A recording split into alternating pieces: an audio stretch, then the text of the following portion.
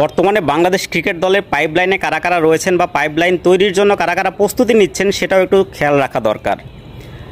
NCL টি-20 দ্বিতীয় আসর শুরু হয়েছে, যেখানে রংপুর বিভাগের হয়ে অংশগ্রহণ করেছেন নাঈম ইসলাম, যার বয়স ইতিমধ্যে 38 বছর, নাসির হোসেন, আলাউদ্দিন বাবু, তানভীর হায়দার, প্রত্যেকের বয়স প্রায় 34। তারা হয়তো বিশ্বাস করেন তারা ন্যাশনাল টিমে কামব্যাক করবেন, কিন্তু বাস্তবতা এবং আপনার আমার ধারণা দুটোই কিন্তু একই জায়গায়, ভেরি টাফ। এবং তাদের দিয়ে কতটা সম্ভব সেটা প্রথম ম্যাচেই কিন্তু দেখা গেছে। 172 রানের টার্গেটে রংপুর বিভাগ অল আউট হয়েছে 100 রানে। এই জায়গায় যদি নতুন কিছু তরুণ ক্রিকেটাররা অংশগ্রহণ করতো, অবশ্যই এখান থেকে ইন ফিউচারে কিছু ক্রিকেটার উঠে আসার সম্ভাবনা তৈরি হতো। অবশ্যই বিসিবির এই জায়গায় অন্ততপক্ষে এই বিষয়ে একটু নজর দেওয়া উচিত।